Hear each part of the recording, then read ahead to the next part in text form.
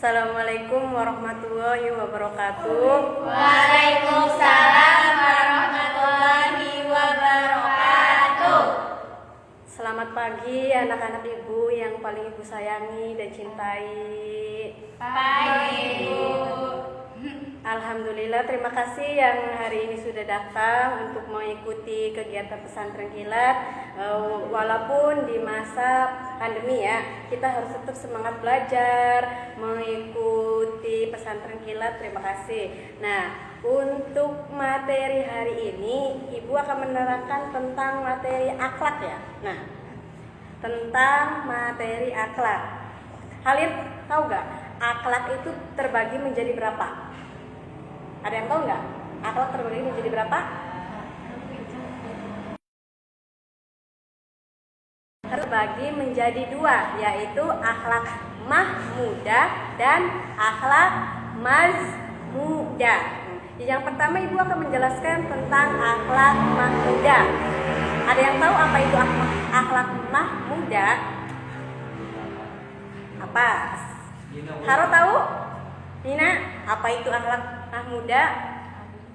Nah, akhlak mahmudah adalah akhlak yang terpuji atau perbuatan yang terpuji atau yang baik. Nah ya, apa aja sih contohnya dari akhlak terpuji? Nah, contohnya kayak kita bersyukur, bersabar, terus ikhlas, tawakal, selalu sabar dalam segala cobaan, musibah, mara bahaya. Nah, itu salah satu dari contoh perbuatan terpuji atau akhlak mahmudah.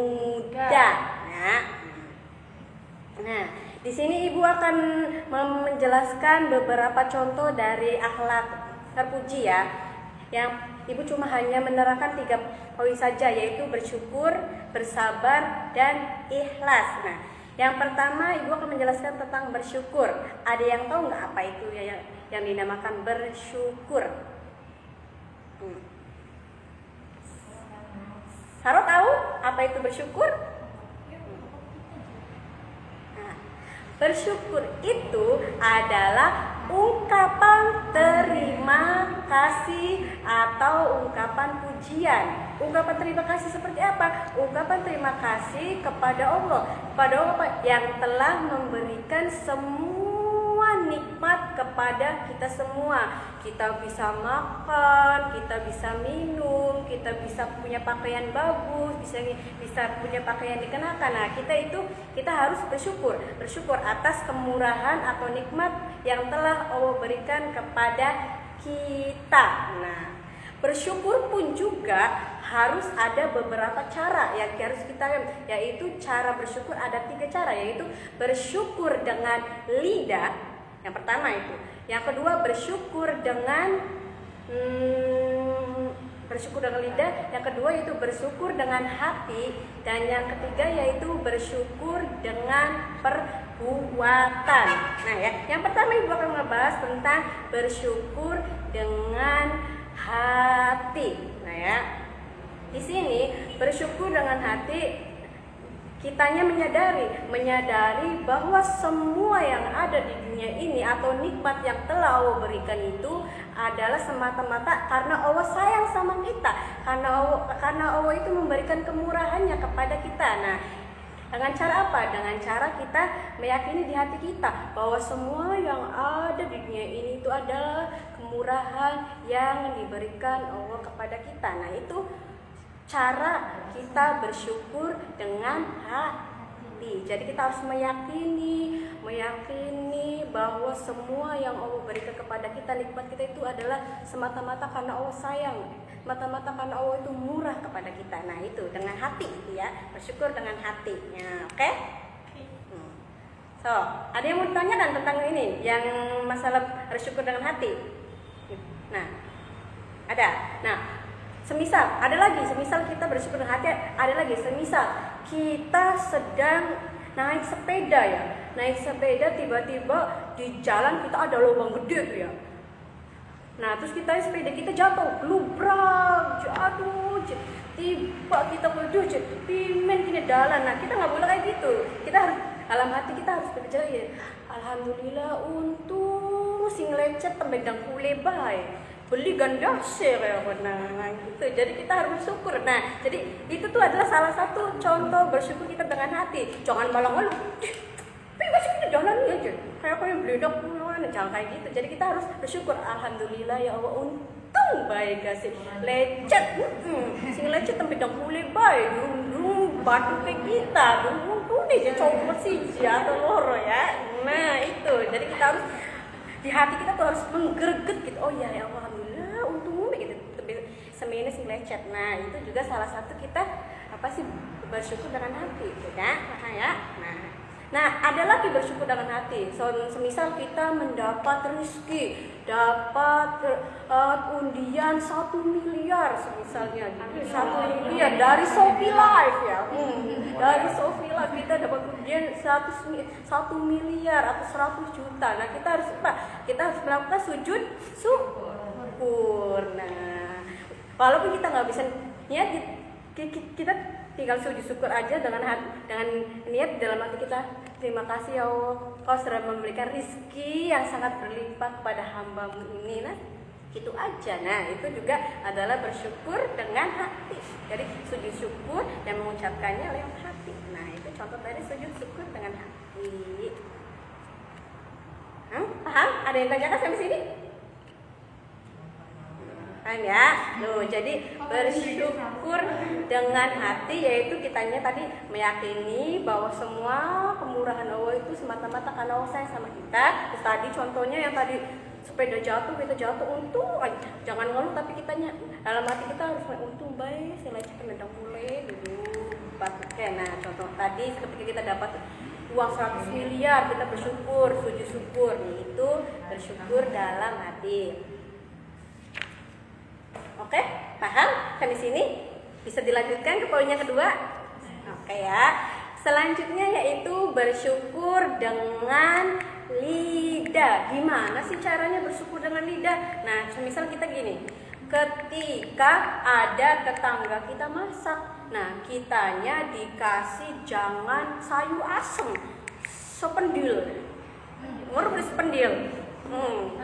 Oh iya, semangkok atau sependil. Nah, tetangga kita ngasih. Nah, kita harus mengucapkan terima kasih dan mengucapkan alhamdulillah. Nah, itu cara kita bersyukur dengan lidah. Jadi, ketika kita diberi sesuatu kepada tetangga kita atau seseorang, nah kita harus mengucapkan alhamdulillah dan terima kasih. Nah, halnya kita mendapatkan rezeki, mau kita punya rezeki, terus kita beli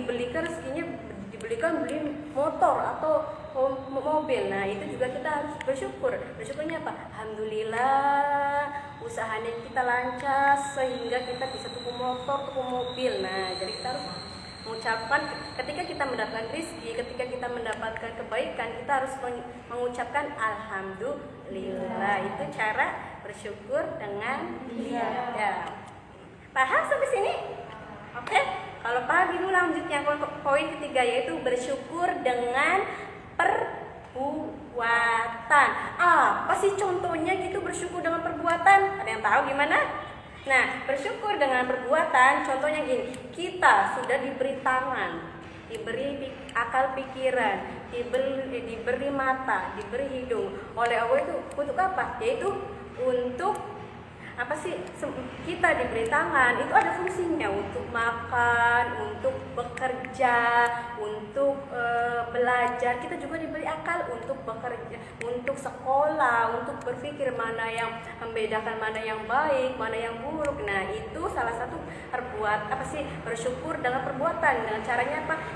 Kita bersekolah, mencari ilmu, bekerja. Nah, itu salah satu syukur dengan perbuatan. Jadi apa yang Allah berikan kepada kita berupa semua yang ada di diri kita, nah kita harus lakukan, kita harus terapkan di kehidupan kita sehari-hari. Kayak kita sekolah, mencari ilmu, bekerja. Nah ya, itu salah satu contoh dari syukur dengan perbuatan. Ketika kitanya diam saja di rumah, rumah, kita sudah diberi tangan yang lengkap dua, kaki yang lengkap dua, kita bisa berbicara, kita bisa melihat, tapi kita diam saja di rumah, angkang-angkang aja, jongkok gaji renjatnya jemarak dewa nih kita aja, tenang baik. Nah itu bukan salah satu cara kita bersyukur dalam perbuatan. Jadi kita sudah mempunyai tangan, mata, hidung, mulut, berbicara. Nah kita harus pakai, kita harus memakai buat apa?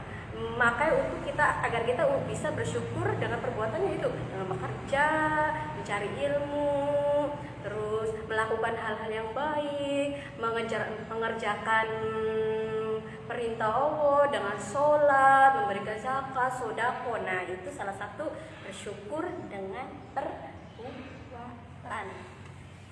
Oke? Ada yang ditanyakan sampai sini tadi?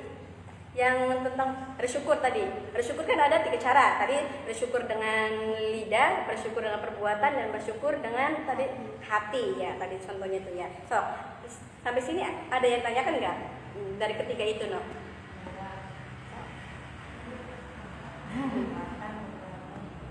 So, kalau ada yang bertanya silakan nanti jawab. Kalau nggak ada yang bertanya nanti ibu lanjutkan langsung ya.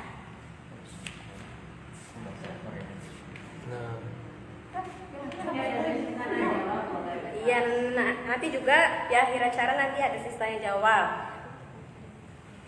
Lanjut ya ke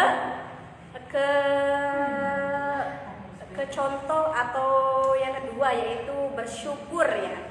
Jadi akhlak yang terpuji lainnya yaitu salah satunya adalah bersyukur. Apa sih itu bersyukur? Harap tahu bersyukur itu apa? Tadi apa tadi? Bersyukur. Sabar itu apa tadi? Kan bersyukur tadi udah, sekarang bersabar. Sabar kok. Bersabar. Sabar. Sabar ya. Sabar ya. Sabar. Sabar. Sira kudu sabar. Aja ngeluh baik. Nah, apa itu pengertian sabar? Sabar tahu cari.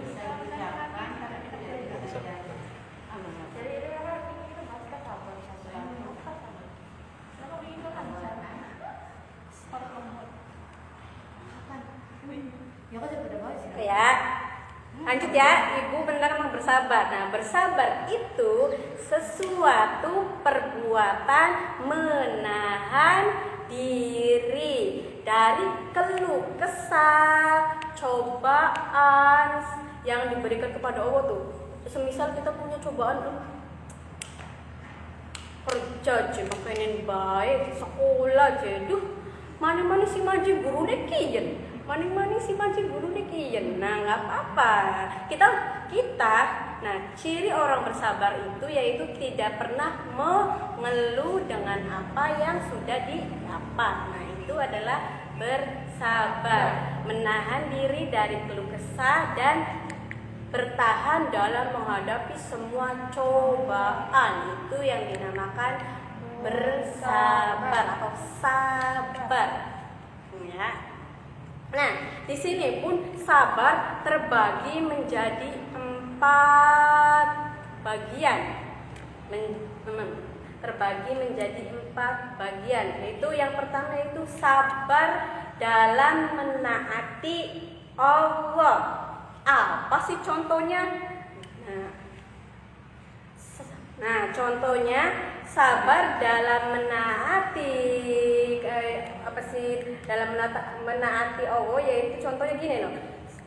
Kita yaitu kesungguhan kita dalam mengerjakan perintah Allah. Nah, ketika kita semisal lagi kerja nih, semisal kita lagi kerja, lagi enak-enak kerja atau lagi enak-enak sekolah, ada suara adzan berkumandang, Allahu Akbar, Allahu Akbar. Nah, kita stop dulu, hentikan dulu, kita sabar dulu, kita stop dulu, hentikan dulu, kita sabar dulu untuk menghentikan aktivitas kita. Nah, kita langsung ambil wudhu dan pergi ke musola untuk menunaikan sholat zuhur. Misal tadi kan sholat zuhur nih, kita ambil wudhu dan segera menunaikan sholat zuhur. Nah itu cara bersabar dalam menaati Allah, paham ya gitu ya. Jadi ketika kitanya lagi di sekolah atau lagi bekerja, ada suara azan berkumandang, nah kita harus segera menghentikan pekerjaan kita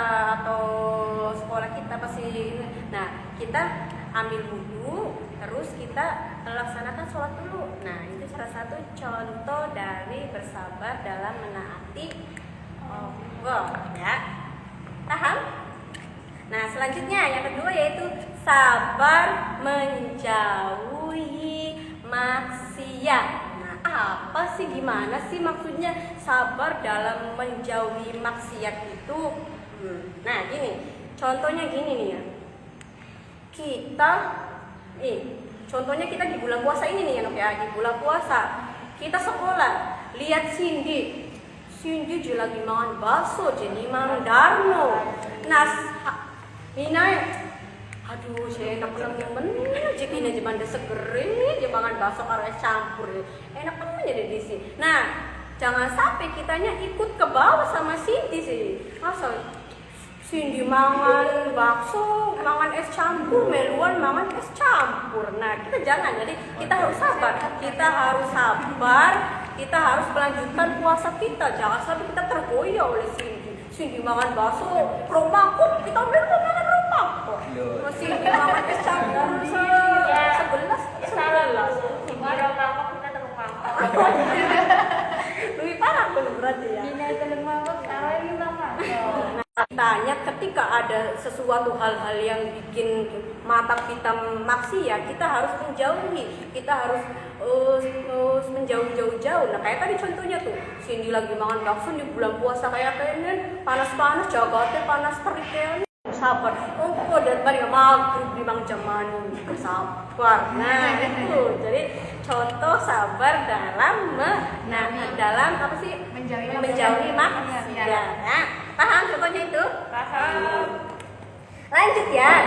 Yang ketiga yaitu sabar dalam menghadapi gangguan orang lain. Gimana sih contohnya? Gini ya, contohnya ketika kita punya tetangga yang kita itu selalu gibah ke kita. Celingan. Nur. Ariana sira je. Menggawe ni apa jadi ngumba baje nganggur je. Belum jadi anak kita lah je. Menggawe ni je sebulan gaji 3 juta 5 juta je menggawe ni kene je anak sira je gaji je. Dari guru je gaji cuma 300.000 sebulan. Apa? Ya kayak orang misal ya. Apa je? Kedua kan anak kita je gaji 5 juta. Nah, jadi kitanya enggak boleh merasa apa sih? Benci atau merasa sengit nih kepada tetangga atau orang lain yang sudah mengolok-olok kita atau mengganggu kehidupan kita. Nah kita nggak boleh benci, kita harus tetap sabar. Hukum kitanya dalam hati kita bagian anak kita dari guru. Besok anak kita dari PNS, anaknya Nikono buat nganggur. Nah cukup diucapkan dalam hati, tidak usah sampai kitanya menyinggung perasaan tetangga kita lagi, nggak usah. Jadi harus sabar, nggak apa-apa. Anak kita dari guru gaji sebulan terus bagian. Sing penting halal, sing penting kita nih bisa mangan. Orang usah memikirkan omongan orang lain, tetangga. Ngomong kepriwen orang ada ini. Sing penting kita nih rezeki yang kita punya yaitu dihasilkan dari apa sih pekerjaan yang halal dan ikhlas. Nah, itu adalah contoh dari sabar dalam menghadapi gangguan orang lain. Nah, itu. Terus yang keempat apa sih? Nah, yang keempat yaitu sabar dalam menerima takdir Allah. Nah, apa contohnya? Semisal ya, kita hanggane kita jatuh motor. Panas kita nih, jadi panas. pasar ngomong nih lakinya kita nih je, lakinya atau apa ya kita, pak, ikat bilang je wartiem je, tuku motor. Kita sih kapan pak je tuku motor ya? Nah, aja kayak kuno. Jadi kita ini harus sabar. Bagian wis. Tetangga kita beli motor ya, wis kita tuh gue sepede ya beli apa, disyukuri, disabari. Nah, ada lagi contohnya semisal kita bersabarnya, misal kita ditakdirkan menjadi orang yang miskin, bilang je, wong kanje, sampai sugi je, kita je urip menggawe sing pengen mangkainan baik je, orang sugi kan ya tambah menggawe kan ketemu sugi baik. Nah, nggak boleh kayak gitu. Jadi kita harus tetap bersyukur, harus tetap bersabar, nggak apa-apa, sabar. Mungkin tahap demi tahap, sedikit demi sedikit, apa yang kita kerjakan, pekerjaan kita bisa akan di atas. Mungkin orang itu lagi di atas, nanti suatu saat nanti kita yang akan di atas, orang itu yang di bawah. Jadi kita harus sabar dalam menerima takdir Allah, atau sabar dalam apa yang sudah Allah berikan kepada kita. Nah, kitanya harus sabar. Ya, begitu ya. Jadi harus selalu bersabar dengan apa yang Allah berikan kepada kita ya. Ada yang ditanyakan sampai sini tentang bersabar? Ya, tadi itu ya. Bersabar adalah sesuatu atau perbuatan menahan diri dari keluh kesah. Nah, dalam menghadapi semua cobaan yang diberikan kepada Allah. Tadi itu ada 4 poin ya. Sabar tadi, yang pertama itu sabar dalam menaati Allah, sabar dalam menjauhi maksiat, sabar dalam menghadapi gangguan orang lain, dan sabar dalam menerima takdir yang Allah berikan. Nah, itu apa sih poin dalam bersabar itu ada 4 tadi itu ya. So, sampai sini ada yang ditanyakan?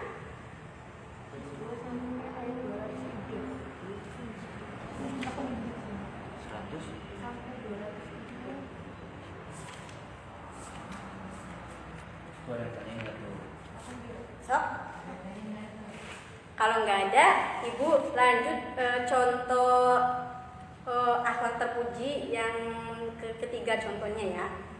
Lanjut ya.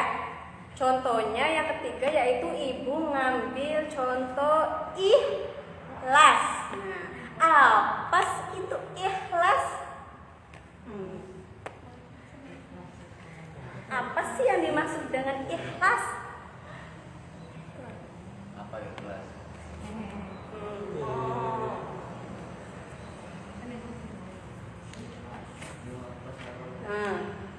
Oke ya, Ibu lanjut. Ikhlas adalah ikhlas itu mengerjakan amal ibadah atau mengerjakan kebaikan dengan niat hanya kepada Allah untuk memperoleh ridho Allah. Nah, itu yang dimaksud dengan ikhlas. Jadi kita mengerjakan kebaikan, kita mengerjakan ibadah semata-mata dengan niat untuk memperoleh pahala atau untuk memperoleh pahala dan agar mendapat ridhonya Allah. Nah, itu yang dimaksud dengan ikhlas. Nah, ya kalau juga gini, semisal gini ikhlas ya. Semisal kita memberikan sodako di masjid. Nah, memberikan sodako di masjid. Nah, tujuannya untuk apa? Tujuannya agar apa? Agar kitanya bisa mendapatkan ridho Allah dan mendapatkan pahala. Jangan ini mah ya. Kita bersodako di masjid. Tujuannya agar orang-orang tuh tahu, agar orang-orang itu bisa memuji kita, agar orang-orang itu bisa membanggakan kita. Nah, jangan kayak gitu, Kak. Kalau kayak tujuannya kita kayak gitu, itu bukan dinamakan ikhlas, itu dinamakan apa? Ya, nah itu dinamakan ria. Bagus Dewi. Nah, kalau kita tujuannya bersodako, beribadah, sholat apa, tapi kita tujuannya pengen dilihat orang, dipuji orang, oh Ika si Dewi nyumbang masjid sampai 100 juta ya, sampai baik nemu, sampai eman nemen. Nah, jangan kayak gitu. Jadi kita tujuannya kita bersodako itu harus ikhlas. Ikhlas semata-mata agar kita mendapatkan ridho dari Allah. Jangan kita bersodako, beribadah atau apa sih pengen mendapat pujian dari Allah. Nah, itu bukan dinamakan ikhlas, itu dinamakan ria. Jadi kebalikan dari ikhlas yaitu ria ya. Nah, ketika kita bersodako, ketika kita beribadah, terus kitanya dengan atas ridho Allah, atas perintah Allah, kitanya tidak ingin dipuji atau tidak ingin dibanggakan, insya Allah surga akan ada di depan mata kita, atau surga itu sudah pasti akan dekat lah dengan hati kita. Allah pun akan dekat di dalam hati kita. Beda sama orang yang bersodako tetapi niatnya ria, dipuji sama orang lain, itu akan beda. Jadi cuma hanya kepuasan tersendiri doang tuh, jadi nggak ada jadi kita sodako aja seneng jika jadi karena aja nyumbang kita aja main tajil jadi karena aja mau aja kayak konon. Jadi kita tuh pasti bersodako jangan sampai mengumbar-umbar ke orang lain sehingga tujuannya mendapatkan pujian hanjungan. Jangan seperti itu ya. Jadi itu bukan ikhlas namanya ria. Nah, orang ikhlas pun ada ciri-cirinya, ada beberapa ciri. Apa saja sih ciri-ciri orang ikhlas? Yang pertama yaitu ciri orang yang ikhlas itu agar terjaga dari sesuatu yang diharamkan. Nah, itu yang pertama. Jadi orang yang ikhlas dalam menghadapi semua cobaan, ikhlas dalam bersodako, ikhlas dalam beribadah, insya Allah rizki yang kita dapatkan pun nanti halal dan dijauhkan dari yang haram-haram. Itu insya Allah akan dijauhkan. Yang jelek-jelek, yang tidak baik buat diri kita itu insya Allah akan dijauhkan. Kalau setiap kita beribadah, bersodako dengan ikhlas, insya Allah pasti kita akan dijauhkan dari hal-hal yang buruk atau hal-hal yang diharamkan. Nah, itu yang pertama ya. Jadi cirinya atau manfaatnya atau hikmah dari orang yang ikhlas itu yang pertama itu terjaga dari sesuatu yang diharamkan. Ya kayak tadi tuh kitanya insya Allah jadi diharamkan dijauhkan dari hal-hal yang buruk, terus tuh diberikan rezekinya pun insya Allah dari pekerjaan yang halal, bukan dari yang perbuatan yang haram. Nah, itu akan dijauhkan kalau kitanya ikhlas gitu ya. Paham sampai sini? Oke, lanjut yang kedua yaitu ciri yang kedua atau hikmah pasti kita ikhlas yang kedua yaitu beramal di jalan Allah. Nah, kayak tadi Ibu sudah menjelaskan. Jadi orang yang ikhlas, ciri-ciri orang yang ikhlas yang pertama itu beramal di jalannya Allah. Artinya kita beramal tidak ingin mendapatkan pujian atau tidak ingin mendapat sanjungan atau tidak ingin dibangga-banggakan kepada orang. Nah, jadi kita bersodako berapa itu hanya semata-mata karena Allah agar untuk mendapatkan ridho Allah. Nah, itu jadi beramal atau kitanya mengasih sesuatu, bersodakonya itu semata-mata itu hanya karena Allah dan untuk di jalan Allah gitu ya. Paham nok sampai sini? Nomor 2, poin 2.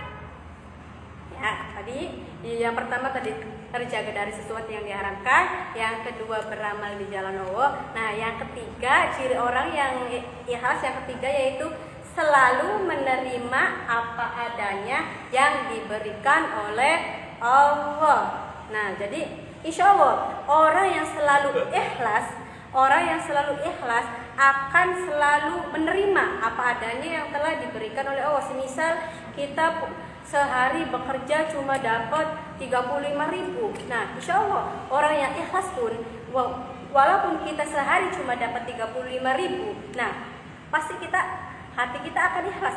Nggak apa-apa, menerima. Nggak apa-apa. Yang penting kitanya bisa makan, masih bisa minum, bisa menghirup udara segar. Nah, jadi pasti walaupun kita dapat uang seberapapun, kita harus menerima apa yang sudah Allah berikan kepada kita. Nah, itu jadi ikhlas dalam menerima cobaan atau yang sudah Allah berikan kepada kita. Nah, itu ciri orang ikhlas yang ketiga. Nah, lanjut ya, ciri-ciri orang ikhlas yang keempat, yaitu mudah memaafkan kesalahan orang lain. Gimana sih maksudnya mudah memaafkan kesalahan orang lain? Nah, ketika ada seseorang atau orang lain yang menyakiti hati kita, yang ada orang yang ngomong yang gak enak di hati kita, nah insya Allah orang yang mudah memaafkan atau ikhlas akan mudah memaafkan. Gak apa-apa omongan itu gak enak di hati, gak apa-apa lah, saya maafkan, cukup dia saja yang ngomong gak enak, jangan sampai kita ikutan ngomong yang gak enak juga. Nah, jadi itu kita harus ikhlas tuh. Ketika ada orang yang ngomong yang gak enak kepada kita, nah kita itu harus ikhlas. Nah, itu juga salah satu ciri orang yang ikhlas. Jadi ketika ada orang yang punya salah ke kita kita akan mudah memaafkan. Nah, itu adalah salah satu ciri orang yang ikhlas. Apa saja tadi, Saroh? Tadi kan ada 4 ya. Apa aja tadi? Kan ciri orang ikhlas kan tadi ada 4. Yang pertama apa, Saroh? Agar terjaga dari sesuatu hal Iya. yang diharapkan. Yang pertama tadi itu. Ya, terus beramal di jalan Allah. Iya. Yang ketiga, selalu menerima yang diberikan oleh Allah. Yang keempat, mudah memaafkan kesalahan orang lain. Nah, iya benar sekali. Nah, yang 4 tadi adalah ciri-ciri orang yang ikhlas. Tadi ada 4 tadi itu ya. Terjaga dari sesuatu yang diharamkan, beramal semata-mata karena untuk mendapatkan ridho Allah, selalu menerima apa yang sudah Allah berikan kepada kita, dan yang keempat yaitu mudah memaafkan kesalahan orang lain. Nah ya. Nah. Oke. Nah, sok Ibu buka sesi pertanyaan ya tentang ini nih, tentang akhlak mahmudah atau akhlak terpuji. Sok ada yang menanyakan nggak? Gampang kono. Sok ada yang menanyakan tadi itu akhlak mahmudah adalah akhlak yang terpuji. Contohnya tadi ada 3 yang Ibu jelaskan, ada bersyukur, bersabar, dan ikhlas. Tadi bersyukur adalah ungkapan terima kasih, sedangkan bersabar yaitu menahan diri dari perbuatan atau keluh kesah atau dari cobaan yang kita dapat. Nah, itu bersabar. Nah, yang ketiga tadi ikhlas. Jadi kita beribadah atau berbuat baik semata-mata karena atas ridho Allah. Nah, itu.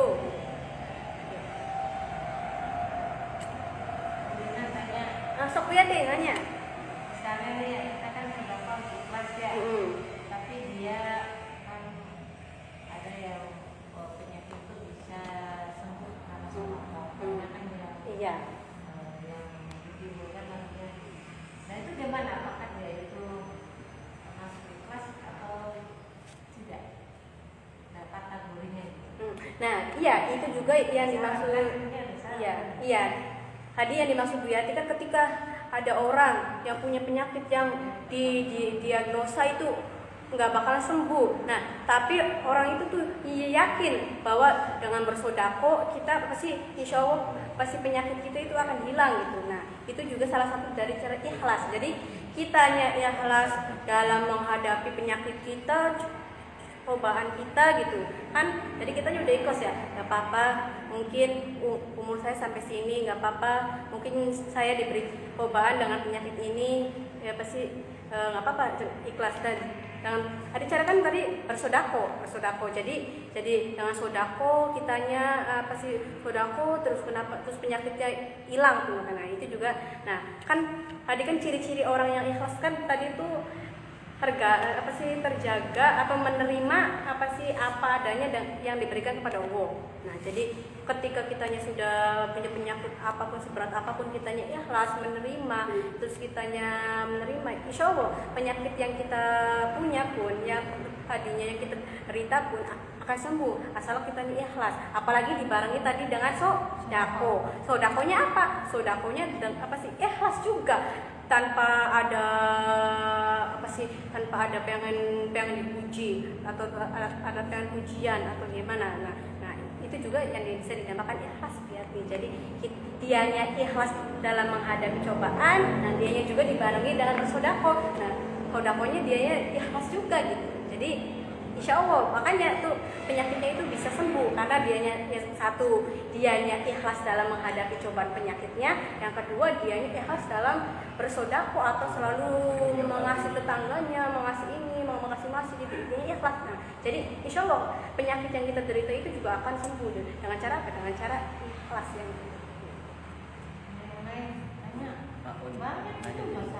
iya, masalah ikhlas, bersyukur tadi kan ada bersyukur, ada bersabar, ada berikhlas. Iya. Gimana tuh? Melawan. Misal Haro digebuk bisa lawan. Ya.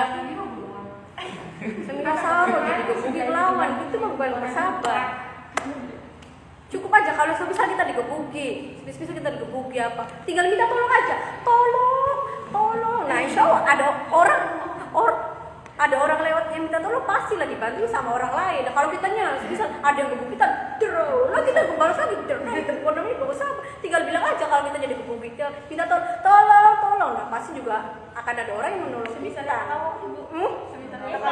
Semisal Hawang.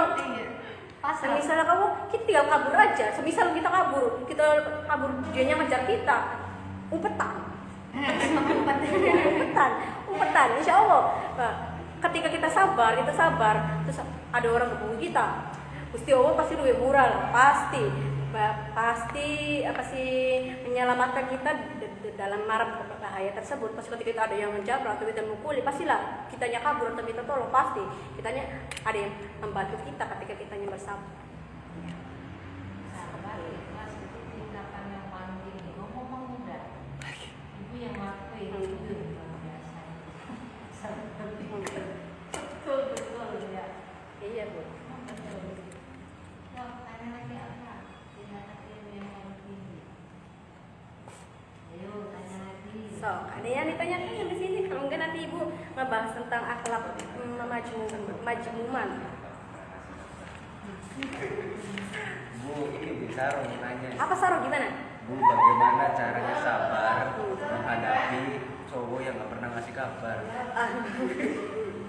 Oh, bagaimana bersabar menghadapi cowok yang selalu PHP-in kita ya? Di ghosting. Iya, cowok yang selalu cuek-cuek aja kepada kita.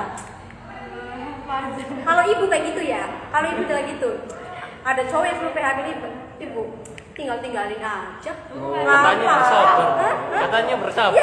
Ya bersabar lah. Ketika kita punya cowok, tapi cowoknya kitanya alaila, embu baik lah, tinggal cari cowok yang lain, kan masih banyak cowok yang. Nah itu juga salah satu bersabar menunggu jodoh yang terbaik pada kita. Jadi ketika ada cowok yang selalu PHP-in kita, belum ada yang mengasih kepastian, tinggalin aja. Terus kita yang jomblo tinggal bersabar, insya Allah akan memberikan jodoh yang terbaik buat kita. Nah itu juga bersabar ya Bu. Kan Allah sudah memberikan, pasti guys, akhir hidup kita nanti kita sama siapa, nikah sama siapa. Kalau ada cowok yang kayak gitu tinggalin aja, terus kita tinggal menunggu bersabar ketika cowok yang sesuai dengan apa yang kita idamkan, impikan, ya udah. Tuh, jadi tinggalkan saja kalau kata ibu. Tuh ya Saro ya, seperti itu ya, sabar, tinggalkan saja. Nanti juga bersabar, nanti juga ada cowok yang baru, yang mungkin yang lebih baik dari dia. Siap Bu. Sok, ada yang tanyakan lagi?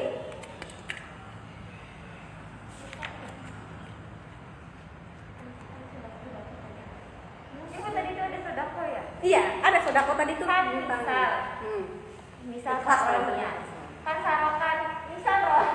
Iya. Kan saro kan sodako di masjid, jadi dia tuh ngasih namanya tuh hamba Allah. Kan awalnya kan nggak tahu si hamba Allah itu siapa. Tapi Saro tuh ujungnya bilang ke orang-orang, saya tuh sodako di masjid tapi namanya tuh hamba Allah. Itu betul masuk ria gak sih? Iya. Iya. Nah, ibu jawab ya. Itu yang tadi Nina jawab. Misal kita sodako di masjid, ngomong nih tukang kemite, tukang bendahara ya. Kok arane hamba Allah bae ya, aja sebut kenaran kita isin di kita nih. Pokoknya jika kata orang aja, uangnya muji-muji kita aja ya, hamba Allah baik. Nah, tapi kita nih ngomong-ngomong nih tanggane, ning tanggae seduler jebul beli aja kan kita lagi Jumat wingi di sodako di masjid. Tapi jika kita jorong ngomong ning bendahara aja kita je sodako kita ngomongnya hamba Allah baik. Sisi terus cara hanggane sih bisa nih, yuk kita aja emosi deh puji-puji kok udah jangan sih ngomong kita DJ sampai royal nemen aja bikin. Nah itu juga salah satu sodako yang ria atau kitanya sodako tapi nggak ikhlas. Nah itu juga bisa dinamakan ria.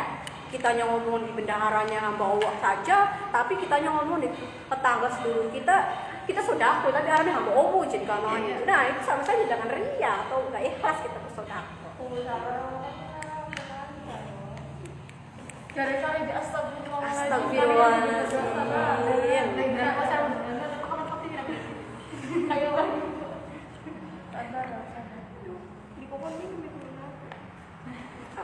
Ada yang tanyakan lagi? Hindi? Sabar dalam berpacaran.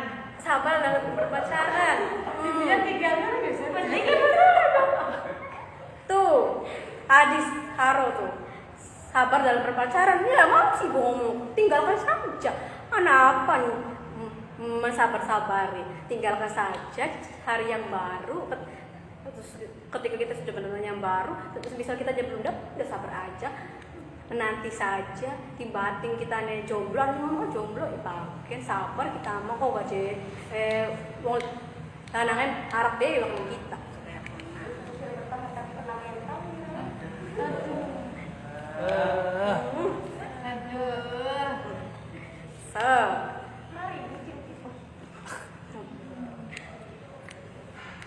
Dan gak ada yang tanyakan tentang ini. Oh, Dewi gimana Dewi? Mau bertanya gimana? Pernah nggak diminta astagfirullah kamu tuh berdosa banget. Ya diem. Oke ya, lanjut ya. Nah, lanjut ibu menjelaskan tadi kan yang bersyukur, bersabar, ikhlas kan merupakan salah satu contoh dari akhlak mahmudah ya atau akhlak yang terpuji. Nah, sekarang ibu akan melanjutkan menjelaskan tentang akhlak mazmumah. Apa sih akhlak mazmumah? Akhlak mazmumah. Akhlak mazmumah yaitu akhlak yang tercela atau perbuatan yang jelek atau perbuatan yang tidak baik. Nah, itu yang dimaksud dengan akhlak mazmumah. Jadi akhlak mazmumah yaitu kebalikan dari akhlak mahmudah ya. Kalau akhlak mahmudah yaitu perbuatan terpuji, kalau akhlak mazmumah yaitu perbuatan tercela. Ya. Di sini ibu hanya ingin menjelaskan cuma satu saja ya. Satu contoh dari akhlak tercela. Apa sih yang akan ibu berikan contohnya yaitu tentang syirik. Apa sih itu syirik? Nah, syirik itu merupakan salah satu dari perbuatan akhlak mazmumah atau tercela. Nah, apa yang dimaksud dengan syirik? Ada yang tahu nggak syirik itu apa?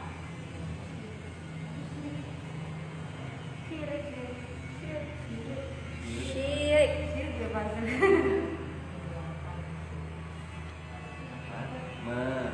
Ah. Seng. Seng. Oke, kalau seng Ibu jelaskan ya. Syirik yaitu sesuatu atau yang menyembah selain Allah atau menduakan Allah. Syirik juga bisa dimaksud dengan musyrik. Nah itu jadi sesuatu yang menyembah selain Allah atau menduakan Allah, atau bisa yang dimaksud dengan musyrik. Nah itu yang dimaksud syirik. Jadi menyembah selain Allah atau menyekutukan Allah itu salah satu contoh dari syirik. Nah itu dilakukan syirik. Syirik sama saja dengan musyrik gitu ya.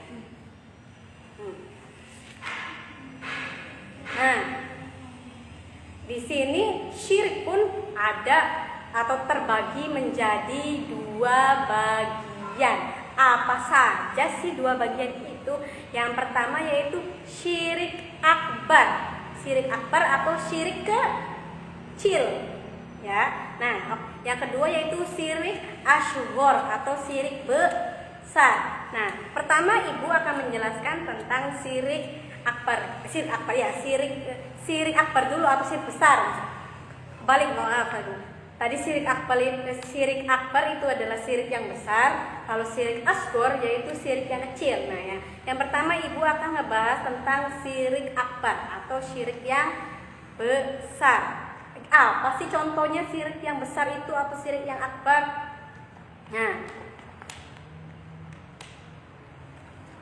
jadi syirik akbar atau syirik besar itu dosanya itu tidak akan diampuni oleh Allah, dan pasti orang yang sudah syiriknya sudah akbar itu tidak akan menemukan surga satupun. Jadi dia tuh hidupnya tuh akan kekal di neraka. Jadi orang yang sudah melakukan perbuatan syirik besar itu dosanya tidak akan diampuni oleh Allah dan akan selamanya dijebloskan ke neraka dan tidak akan menyentuh setapak pun pintu surga. Nah itu orang yang memiliki perbuatan syirik besar. Apa saja sih contohnya gitu ya?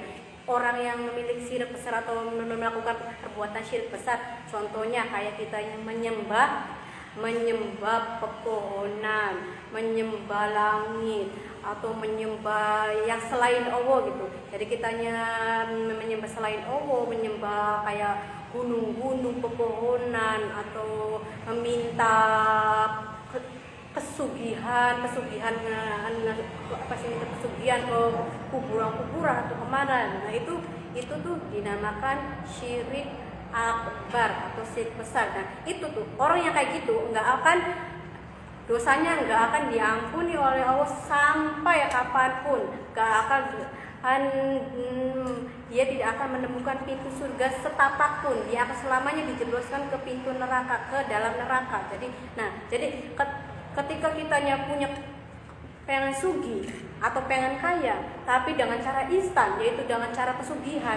Kita pesugihan dengan cara menyembah pepohonan atau meminta kepada kuburan atau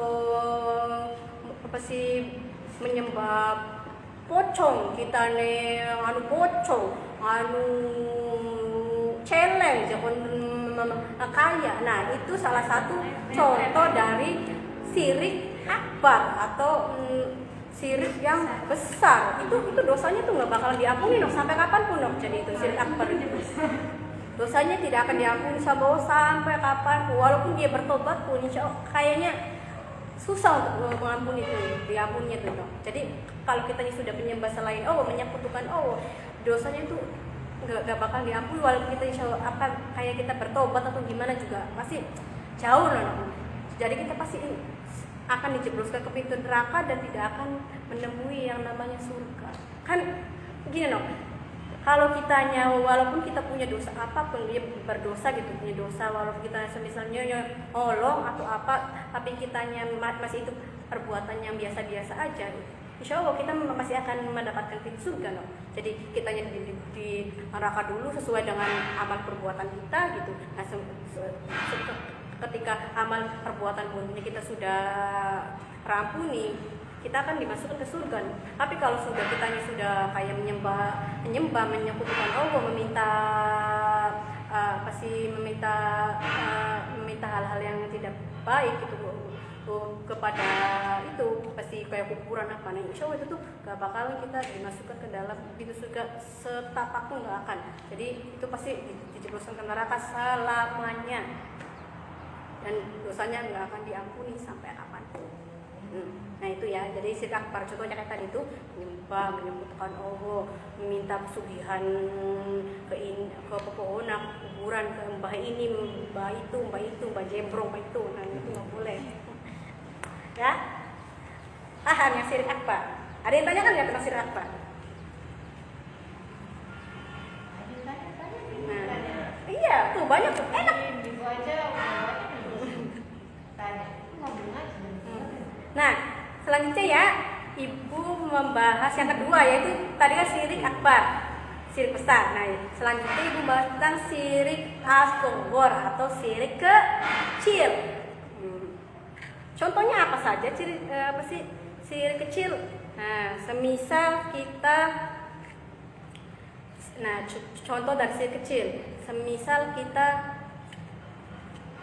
punya kebiasaan menghibah kepada orang. Apa sih ghibah? Ngomongin sing besak-besak kayak. Nah, semisal kita menghibah kepada orang, hibah kepada tetangga kita, ngomong sing besak-besak atau kita memfitnah teman kita atau apa. Nah, itu merupakan salah satu contoh dari syirik asghar atau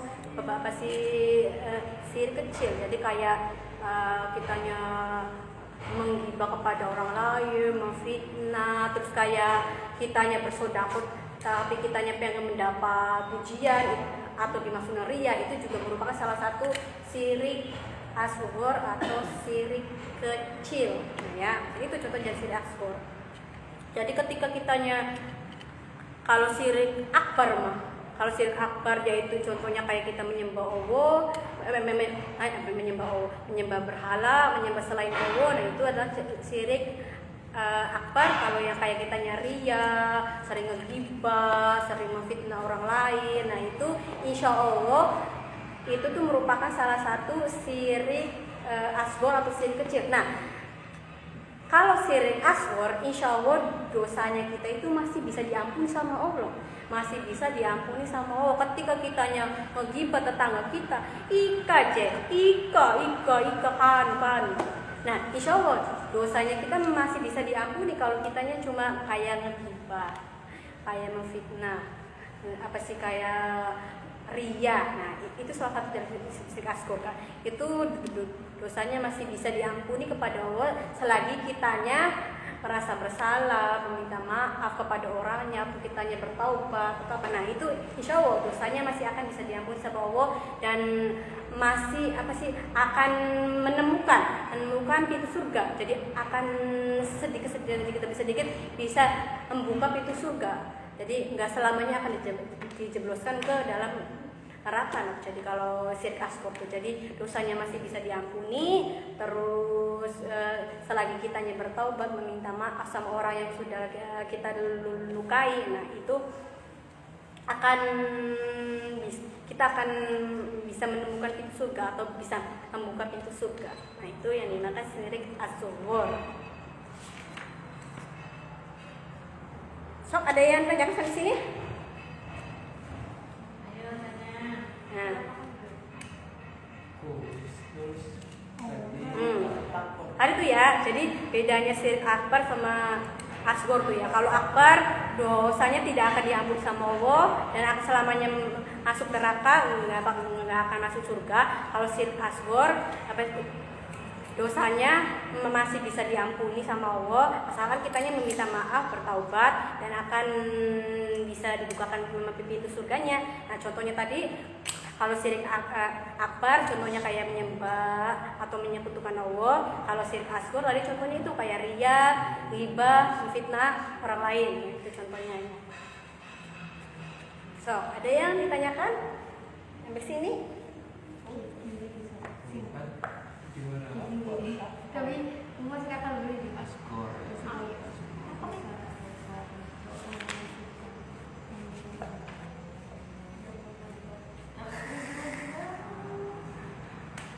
Apa taruh baju? Dosa bagi orang yang suka ngomongin orang lain. Gimana dosa bagi orang yang Apa hukumnya seseorang Yang suka suka ngomongin orang? Nah, apa hukumnya apa sih bagi orang yang suka ngomongin orang atau ngegibah?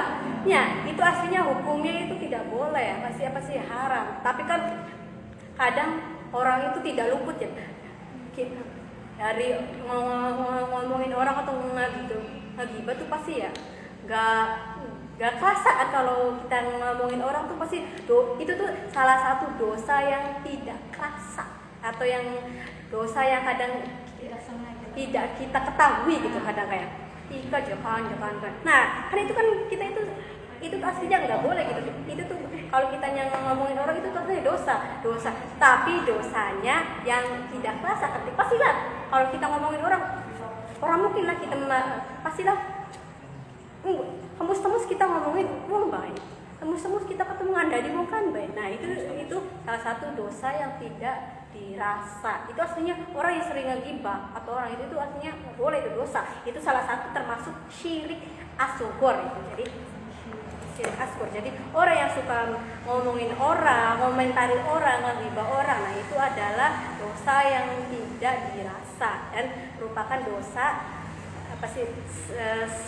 salah satu syirik asghar atau syirik kecil. Nah ya. Nah, kenapa? Jadi apa hukumnya? Dosa, nggak boleh. Tapi kan pasti orang ngomongin orang ya pasti orang rasa kita nih pasti. Kita orang mungkin lah kita mau ikan, nggak bakal rasa kita mau ikan. Nah, jadi itu tuh makanya itu dinamakan syirik asghar atau syirik kecil. Nah, karena dosanya itu tidak dirasa oleh kita ketika kita ngomongin orang itu. Nah itu ya.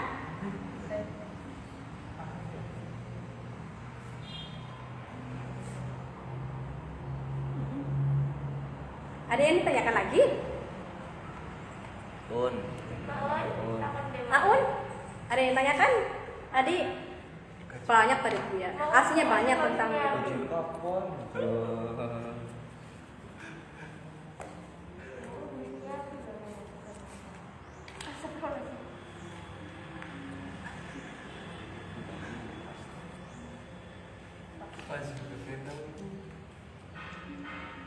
Ayo, Cindy, nggak pernah nanya Cindy nih. Ayo Cindy, ada yang tanyakan?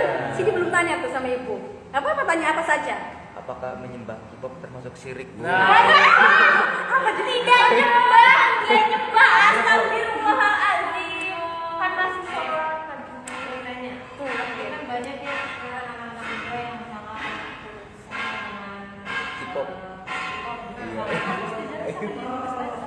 sama tokoh atau Seorang. itu apakah dinamakan syirik? Ayo.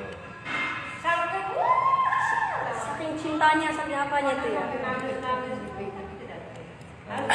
itu sudah bawa dia sama Rasulullah. Kalau menurut saya sendiri ya, kalau kitanya ngefans atau terlalu cinta kepada itu tuh aslinya itu gak boleh itu ya. Kita terlalu ngefans atau terlalu menyukai seorang yang berlebihan itu aslinya nggak boleh. Tetapi kalau kitanya kan itu kan hanya cuma sekedar fans, menyukai apa sih kayak kitanya menyukai, oh ya gitu, menyukai bakatnya dia. itu nggak apa-apa nggak, itu bukan salah satu dari syirik kalau kata ibu ya, apa itu, karena itu kan dia kan hanya apa sih ya, dia itu hanya mengagumi bakatnya dia atau ketampanan dia, bukan karena semata-mata dia itu pengen menyembah atau gimana tuh. Ubah semua bentuk tubuhnya seperti mirip dengan bulan. Kan itu sudah kayak Jimmy enggak. kadang Sampai tapi dari wajahnya dari Hmm. ya itu sampai operasi Oh, ya mungkin kalau yang kayak kita saking ngefansnya tuh Bu ya, saking ngefansnya sampai kita merubah operasi hidung, operasi mulut, kira-kira nah mungkin itu juga bisa dinamakan syirik. Itu tuh masih cintanya tuh bisa berlebihan. Nah, tapi kalau kitanya cuma sekedar menyukai atau nonton konser di sana ya, itu ya nggak apa-apa gitu. Kalau sampai kita saking ngefansnya kitanya operasi ini, operasi kira-kira sama itu bisa, itu dinamakan syirik, nggak boleh itu. Nah, ini tambahannya. Hati-hati kamu ya dalam menyukai seseorang atau idola. Itu nanti kamu akan dikumpulkan dengan idola dan di akhirat dunia. Dengan idola yang kamu idolakan. Ya harusnya kamu tuh mengidolakan Rasulullah, jangan selain Rasulullah. Itu ibadah gak akan idolakan idola yang tidak boleh. Yang berlebihan. Jadi Tapi kamu kan dengan idolanya. oh jadi gitu ya Bu? Iya. Jadi terlalu mencintai atau mengidolakan itu nggak boleh Bu, terlalu berlebihan mengidolakannya, cukup yang standar aja ya. Nanti apa katanya Bu? Nanti akan dikumpulkan bersama idola kita gitu ya di akhirat nanti ya. Mau ini Mas, seneng ya. Iya.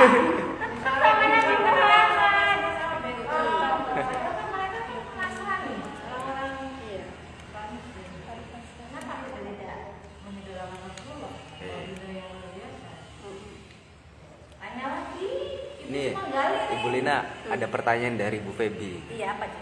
Ibu, saya mau bertanya, sekarang kan kita sedang menjalankan ibadah puasa, tapi kita malah memperbincangkan orang lain.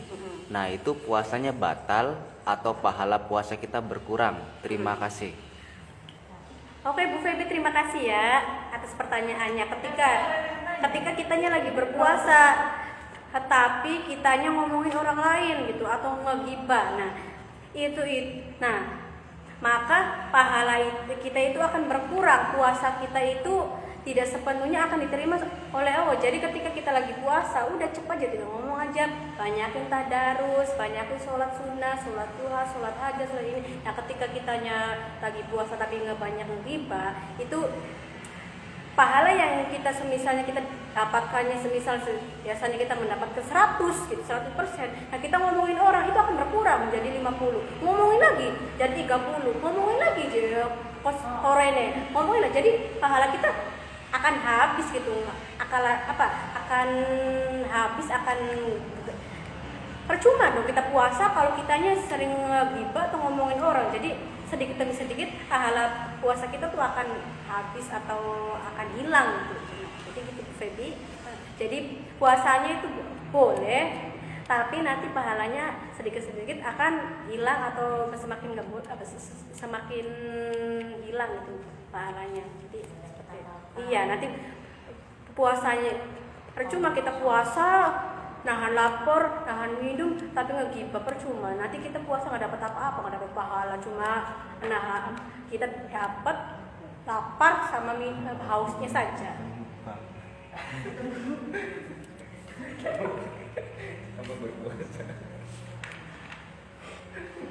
So, ada yang tanya lagi?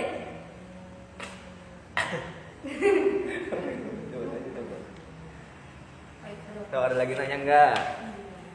Ya, terima kasih Bu Febi.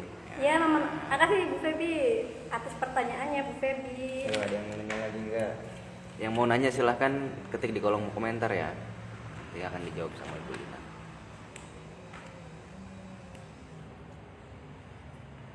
Saroh. Banyak tuh pertanyaan. Banyak. Salah sih.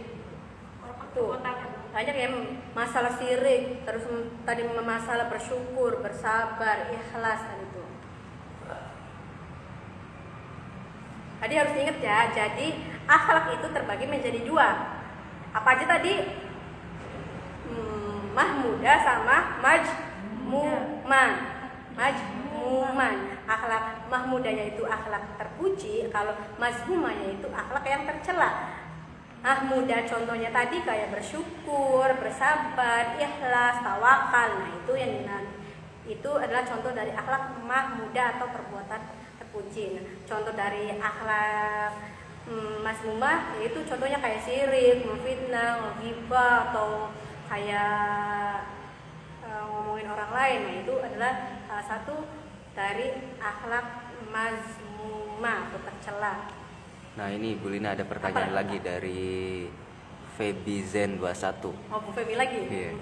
Kalau kita marah di saat puasa itu gimana Bu? Kan itu apakah termasuk akhlak mazmumah atau mahmudah? Nah marah ke anak yang Masya Allah aktif pinter sekali katanya gitu. Bagaimana tuh?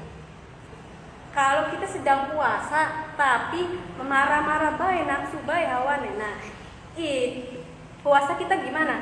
Nah itu sama halnya sama kita kayak ngomongin orang tadi itu, ghibah tadi itu yang ngomongin orang. Jadi puasanya kitanya itu nanti pahalanya akan berkurang ketika kita puasa tapi kita ya tidak bisa menahan hawa nafsu kitanya marah-marah terus. Nah itu kita nanti pahala yang kita dapatkan itu berkurang, jadi nggak sepenuhnya pahala puasa yang kita dapatkan itu tidak sempurna. Nah, nanti jadi puasa kita tuh nanti tidak sempurna. Jadi ketika kita puasa, jadi kita tuh harus bisa menahan lapar, menahan minum, dan juga menahan hawa nafsu. Nah ketika kita hanya puasa tapi kita marah-marah aja, artinya puasa kita nanti percuma dong. Kita puasa tapi kita marah-marah aja, nanti pahala yang kita dapatkan sedikit akan berkurang. Nah itu sama aja.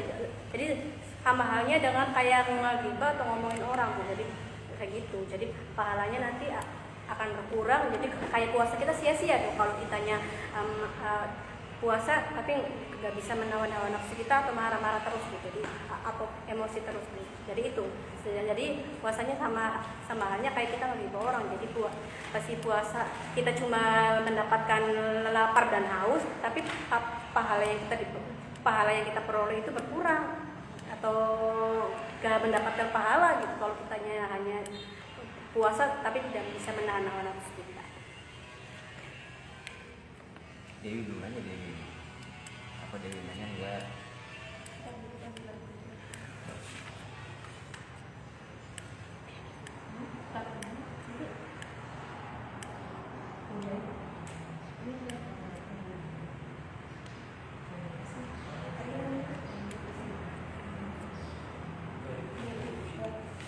Oke, ada yang ditanyakan lagi?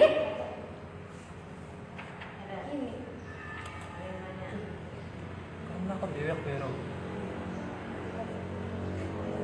Kalau nggak ditanyakan, ibu ngasih kesimpulannya ya. Ngasih kesimpulannya tadi ibu jelaskan ya. Tadi ya, ibu kan menjelaskan tentang akhlak. Akhlak terbagi menjadi dua ya tadi, mahmudah dan mazmumah. Mahmudah yaitu akhlak yang terpuji dan mahmudah yaitu akhlak yang tercela. Tadi akhlak mahmudah contohnya kayak bersyukur. Nah, bersyukur ada 3 cara bersyukur, yaitu syukur dengan hati, bersyukur dengan lidah, dan bersyukur dengan perbuatan. Nah, tadi terus yang kedua yaitu contoh dari akhlak terpuji yaitu bersabar. Bersabar juga ada 4 pembagian, yaitu sabar dalam menaati Allah, sabar dalam menjauhi maksiat, sabar dalam menghadapi gangguan orang lain, dan sabar dalam menerima takdir Allah. Nah itu ya. Terus yang contoh yang ketiga yaitu ikhlas. Ikhlas. Nah di sini ikhlas juga itu memiliki 4 ciri. Yang pertama yaitu orang yang ikhlas yaitu akan terjaga dari sesuatu yang diharapkan. Yaitu orang yang ikhlas juga yang kedua cirinya yaitu beramal di jalan Allah. Yang ketiga ciri orang yang ikhlas yaitu selalu menerima apa yang diberikan kepada Allah. Yang ciri yang keempat yaitu ikhlas yaitu mudah memaafkan ketika orang berbuat salah kepada kita. Nah itu ya, itu adalah akhlak mahmudah. Tadi bersyukur, bersabar, ikhlas, dan tawakal ya tadi itu ya. Banyak contohnya sih.